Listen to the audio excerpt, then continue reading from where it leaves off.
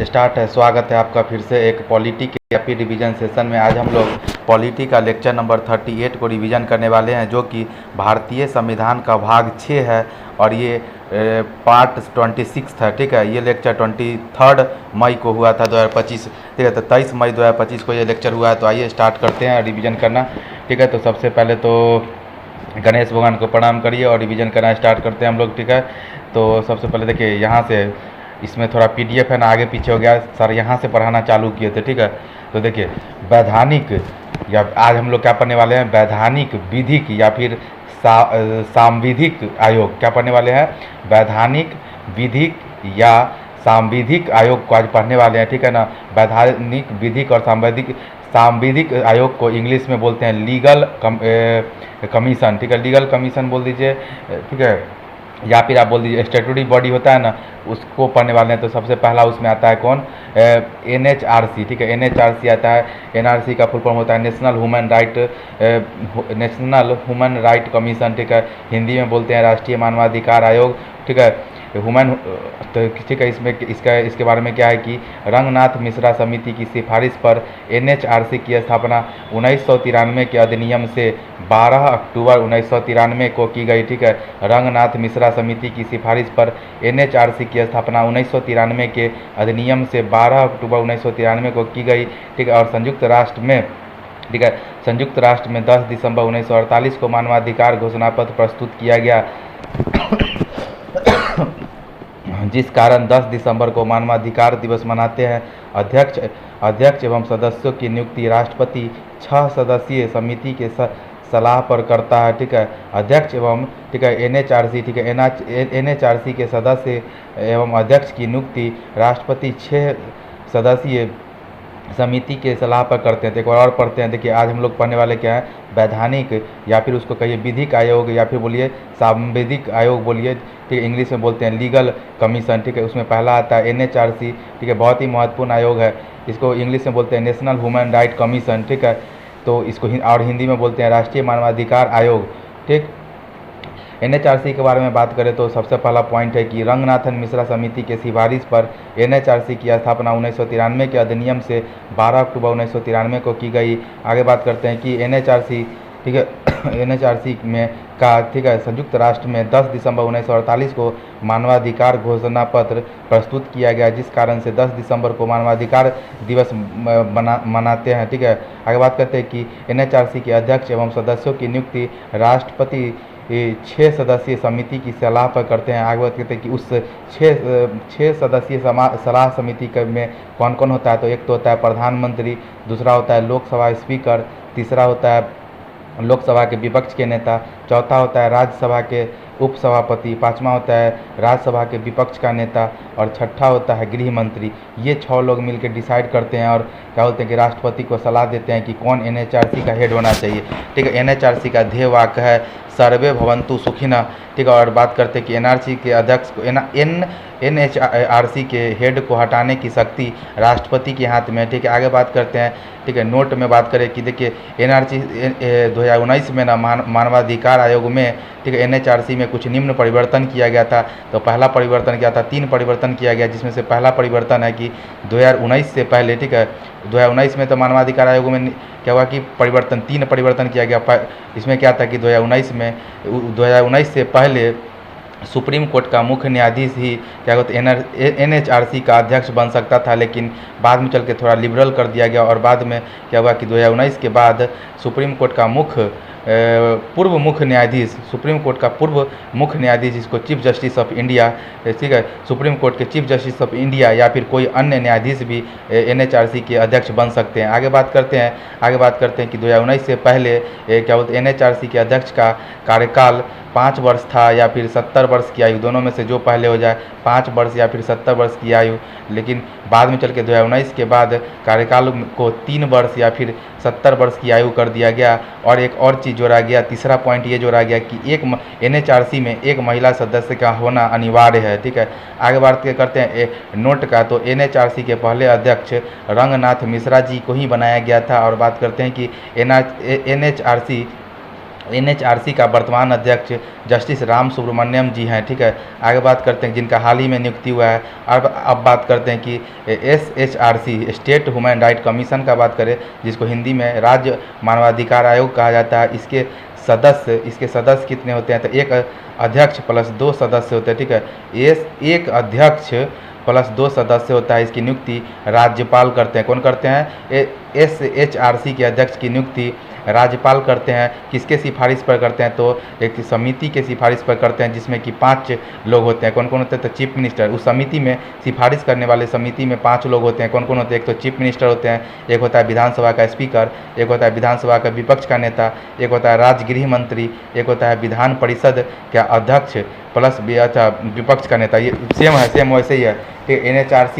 NHRC का जो क्या होता है समिति में 6 लोग होते थे, उसी तरीके से एसएचआरसी में भी 6 लोग होते हैं। कौन कौन था?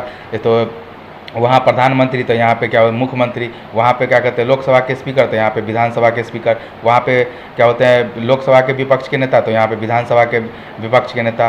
ठीक है, वहाँ पे था गृह मंत्री, ठीक है, केंद्रीय गृह मंत्री, तो यहाँ पे राज्य गृह मंत्री। वहाँ पर था क्या बोलते हैं कि राज्यसभा का सभापति और क्या बोलते हैं राज्यसभा का विपक्ष का नेता, तो यहाँ पे है विधान परिषद का अध्यक्ष और विपक्ष का नेता। ठीक है, आगे बात करते हैं कि पावर का बात करें, एनएचआरसी का पावर का बात करें, तो ये पावर ना एनएचआरसी और एसएचआरसी दोनों का है।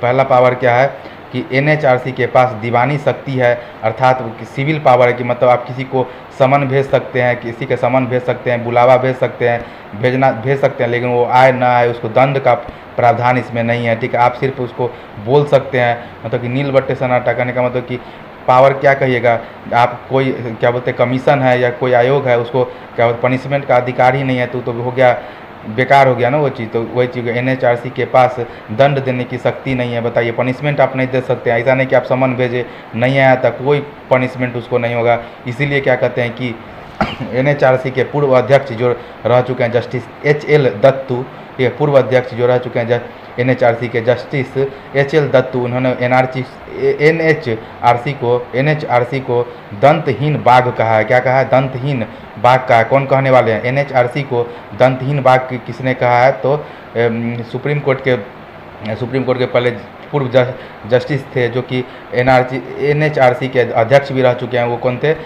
एचएल दत्तू साहब ने बोला था कि एनएचआरसी दंतविहीन बाघ है। ठीक है, आगे बात करते हैं कि दूसरा अगर बात करें कि वैधानिक आयोग का बात करें तो वो है सीवीसी। क्या है? सीवीसी, जिसको बोला जाता है सेंट्रल विजिलेंस कमीशन। क्या बोला जाता है? Central vigilance commission. हिंदी में उसको बोला जाता है केंद्रीय सतर्कता आयोग। ठीक है, क्या बोला जाता है? केंद्रीय सतर्कता आयोग। बात करते हैं कि इसका कार्य क्या होता है, तो सिविल सेवकों में भ्रष्टाचार को रोकना इसका मेन उद्देश्य होता है। बात करते हैं कि इसकी स्थापना संथानम समिति की सिफारिश पर 1964 में हुआ था। ठीक है, संथानम समिति के सिफारिश पर 1964 में सीवीसी का स्थापना हुआ। और बात करते हैं कि 2003 के एक्ट से इसको वैधानिक आयोग का दर्जा मिला। ठीक है, सीवीसी को 2003 के अधिनियम के द्वारा, ठीक है, एक्ट के द्वारा वैधानिक आयोग का दर्जा मिला। और बात करते हैं कि सीवीसी के हेड का, सीवीसी के क्या बोलते हैं कि हेड का और क्या बोलते हैं नियुक्ति राष्ट्रपति के द्वारा, ठीक है, एक समिति 3 सदस्यीय समिति के सलाह पर किया जाता है। ठीक है, सीवीसी के क्या बोलते हैं कि हेड का क्या बोलते हैं कि चुनाव या नियुक्ति राष्ट्रपति के द्वारा 3 सदस्यीय सलाह समिति के सिफारिश पर होता है। वो 3 सलाह समिति में कौन कौन होते हैं? तो एक तो प्रधानमंत्री होते हैं, एक लोकसभा के विपक्ष के नेता होता है, एक गृह मंत्री होते हैं। 3 होते हैं, प्रधानमंत्री, लोकसभा के विपक्ष के नेता और गृह मंत्री।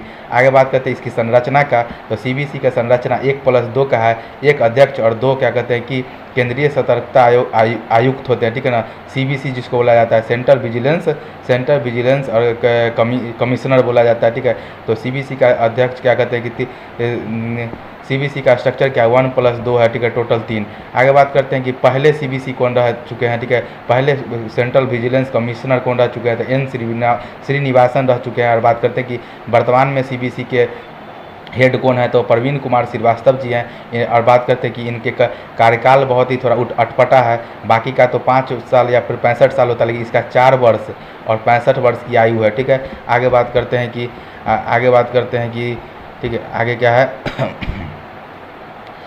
ये देखिए NHRC का बात करें ना, NHRC का बात करें तो देखिए NHRC में देखिए अध्यक्ष कौन है NHRC के, तो देखिए न्यायमूर्ति श्री वी राम सुब्रमण्यम है, ठीक है। और उसके 3 और अन्य सदस्य कौन कौन है, ठीक है। तो 1+3 का था ना, तो देखिए 3 में और कौन कौन है, डॉक्टर न्यायमूर्ति विद्युत रंजन सारंगी, क्या है, डॉक्टर न्यायमूर्ति विद्युत रंजन सारंगी एक सदस्य हो गया। दूसरा है श्रीमती विजया भारती सयानी, ठीक है। दूसरे सदस्य कौन है, श्रीमती विजया भारती सयानी है। और तीसरे हैं श्री प्रियांक कानूनगो, श्री प्रियांक कानूनगो तीसरे सदस्य हैं, ठीक है। ये जो श्री प्रियांक कानूनगो है वो NCPCR के भी हेड हैं, ठीक है। जो चाइल्ड प्रोटेक्शन के हेड है था ना, नेशनल के चिल्ड्रन क्या बोलते हैं क्राइम वाला जो होता है उसके हेड भी हैं, ठीक है। आगे बात करते हैं कि आगे बात करें तो ये हो गया यहाँ तक, ठीक है। आगे बात करते हैं कि यहाँ से शुरू करिए फिर, ठीक है। आगे बात करते हैं कि देखिए अब एक बात करते हैं किसका, इसका बात करते हैं NCSC का बात करें, NCSC या फिर NCST का बात करें, नेशनल क्या बोलते हैं कि national commission for schedule caste हो गया, ठीक है। और दूसरा है national commission for schedule tribe हो गया, और तीसरा है national commission for backward class हो गया, ठीक है।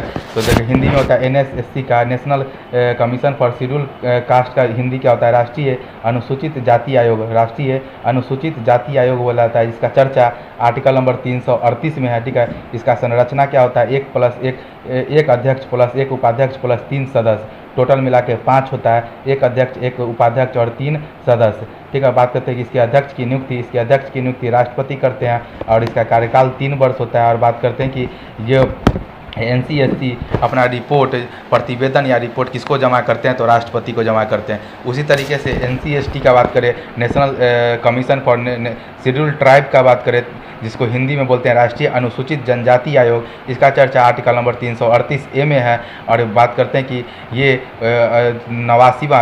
89वां संविधान संशोधन 2003 के द्वारा 2004 में इसको क्या बोलते हैं कि स्थापना किया गया। 89वां संविधान संशोधन 2003 के द्वारा 2004 में स्थापना किया गया। और बात करते हैं कि इसकी संरचना का बात करें तो 1+1 अध्यक्ष प्लस 1 उपाध्यक्ष प्लस 3 सदस्य होंगे, और इसकी अध्यक्ष की नियुक्ति राष्ट्रपति करेंगे। और बात करते हैं कि और इसका भी कार्यकाल 3 साल होता है, और इसका अपना रिपोर्ट किसको जमा करेगा, राष्ट्रपति को जमा करेगा। उसी तरीके से NCBC का बात करें, जिसको बोला जाता है national commission for backward class का, तो क्या कहते हैं कि इसका हिंदी में बोला जाता है राष्ट्रीय पिछड़ा वर्ग आयोग। और बात करते हैं इसका चर्चा आर्टिकल नंबर 338 के B में है, ठीक है। और बात करते हैं कि इसको कब जोड़ा गया था, कौन से संविधान संशोधन के द्वारा, तो 102वां संविधान संशोधन 2018 के द्वारा इसको स्थापना किया गया था। इसके में भी संरचना में 1+1+3 का है, 1 अध्यक्ष प्लस 1 उपाध्यक्ष प्लस 3 सदस्य होगा। और इसका क्या कहते हैं, इसकी नियुक्ति, इसके अध्यक्ष की नियुक्ति राष्ट्रपति करेंगे, और इसका भी कार्यकाल 3 वर्ष होता है, और ये अपना रिपोर्ट भी राष्ट्रपति को देंगे, ठीक है।